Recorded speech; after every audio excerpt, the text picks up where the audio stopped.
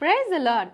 அநேக வேளைகள்ல நம்ம என்ன நினைக்கிறோம்னா, இவ்வளோ கஷ்டங்கள், இவ்வளோ பாடுகள் இருக்கே, ஆனா நம்ம ஆண்டவரை உண்மையா தேடுறோம், உண்மையா நேசிக்கிறோம், நல்ல ஜெபம் பண்றோம், அவரோட கூட நல்ல உறவுல இருக்கிறோம். ஆனா கூட இவ்வளோ கஷ்டங்கள், இவ்வளோ பாடுகள், சகிக்கவே முடியலையே, எப்பதான் இதெல்லாம் மாறுமோன்னு சொல்லி நம்ம நினைக்கிறோம். ஆண்டவருடைய பிள்ளைகள் தான், அவரை ரொம்ப விசுவாசிக்கிறோம், ஆனால என்ன இந்த கஷ்டம் அப்படின்னு சொல்லி எத்தனையோ தரம் நம்ம அப்படி யோசிச்சிருக்கிறோம். ஆனா கர்த்தருடைய வசனம் அழகாய் சொல்லுகிறது, நாம சகிக்கிற இந்த பாடுகள் எல்லாம் தேவனோடு கூட மகிமையிலே நமக்கு மகிமையா இருக்கும் அப்படின்னு சொல்லிதான் வசனம் சொல்லுகிறது.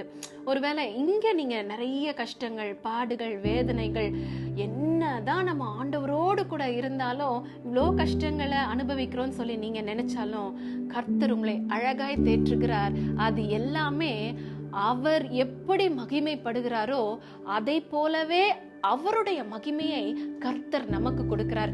எப்போ அந்த மகிமையை நம்ம அடைய முடியும்னு சொன்னா, இந்த பாடுகளையும் கஷ்டங்களையும் சகிக்கும் பொழுதுதான்.